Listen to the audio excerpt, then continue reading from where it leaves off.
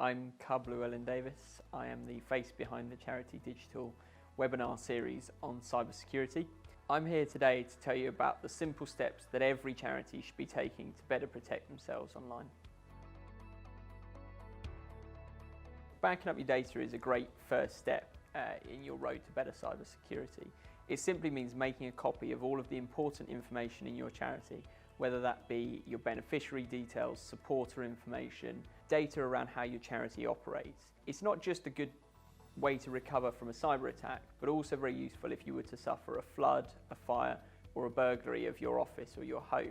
The first step is to identify what it is that actually matters to your charity. You probably won't need every single piece of information, but just a few of the important documents and anything you would need for your charity to be able to operate on a day-to-day basis. We'd recommend charities consider the cloud first. It's quick, it's easy, and it takes responsibility away from you to have to back up your data manually every time. Malware simply means malicious software, and that's any kind of software that could get onto your charity's system and cause it harm. There's two really simple steps that you can take to protect yourself quite well against this. The first step is making sure your antivirus is turned on. It's probably already installed on your laptop or your computer. You just need to make sure it's turned on and available to protect your charity against malware. The second really simple step is making sure all of your devices and your software is up to date. Most of us will recognize that box at the bottom right-hand corner of our screen asking us to update the software. We all are well known for clicking later. That is just delaying you getting the most up-to-date security for your organization. So don't delay, do it now. We all use mobile phones and tablets in our day-to-day lives. They've become an essential part of being able to communicate on the move. There's two really simple ways that you can increase the security of those devices. The first is make sure you've turned on password or PIN protection. Once that's on, it means that you either just put in a 4-digit code or perhaps a longer password, but also having things like your fingerprint or your Face ID turned on is a really simple way to stop the average criminal from being able to access your device. Similarly to your computer and your laptop, you also need to keep them up to date. So don't ignore that little pop-up where it says updates are available. You can either turn it on to do it automatically, so it'll do it in the background when it's most convenient for you, or it'll just do it overnight. You can set it the night before and you wake up the next morning and your device is now much more secure.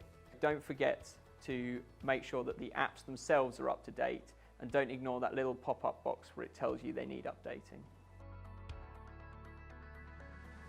The first step with passwords is making sure that your devices actually need a password, making sure that's turned on. We'd really encourage people now not to make their passwords so long and complicated that they're difficult to remember and difficult to type in. 3 random words is a really easy way to do that. You just join 3 random words together and it makes it much more secure. For example, coffee, floor, fish. An additional layer of security is to use 2-factor authentication. Most people will be familiar with this from the way they log into their bank. You have to use a password and then some kind of device or perhaps a text message to be able to access it. If your important accounts give you the option to turn this on, it's really important that you do. It adds an extra layer of security that will better protect you. The last step is defending yourself against phishing attacks. Phishing attacks are those emails we all get encouraging you to either click on a link, download something, or encourage you to do something quickly that isn't in the best interest of your charity. Unfortunately, they're getting a lot more sophisticated and harder to spot that they're not a real email. The best defense against phishing attacks is to help your trustees, your staff, and your volunteers know how to spot the signs of a phishing email and know what to do if they receive one. If you're ever unsure whether something's a phishing email, ask one of your colleagues to check, or pick up the phone and call the person that's emailed you. One of the ways criminals will use to find out about your charity is your website and your social media. It's worth considering what the information you put on those tells criminals about how your charity operates. If you fall victim to a cyber attack, you need to contact Action Fraud.